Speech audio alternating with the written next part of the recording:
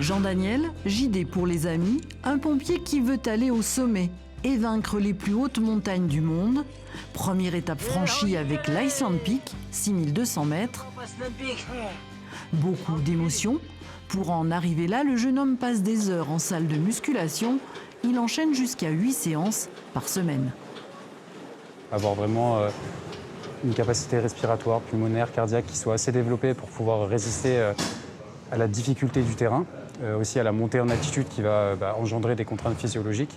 Et il y a aussi beaucoup de résistance parce qu'on est sur des durées qui sont des durées d'effort qui peuvent être vraiment très longues, qui peuvent aller jusqu'à 12, 20, 24 heures d'effort continu.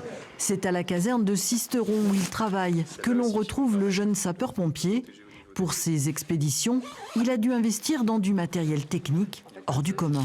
Comme tu peux le voir, c'est la combinaison qui va me permettre de monter en altitude sur 8000 mètres parce que je vais être confronté à des températures qui vont avoisiner les moins 30, moins 40. Mais sa motivation est sans faille, car il a un objectif, récolter des fonds pour les orphelins des pompiers. J'ai eu une histoire à titre personnel donc, avec mon papa qui nous a abandonnés quand j'avais autour de 6 ans. Et donc en fait, j'arrive vraiment à me mettre à la place de quelqu'un qui pourrait avoir grandi sans ses parents.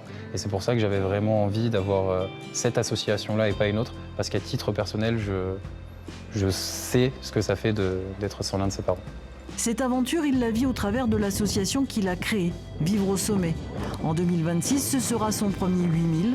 Avant l'Everest en 2028, l'argent récolté ira à l'œuvre des pupilles.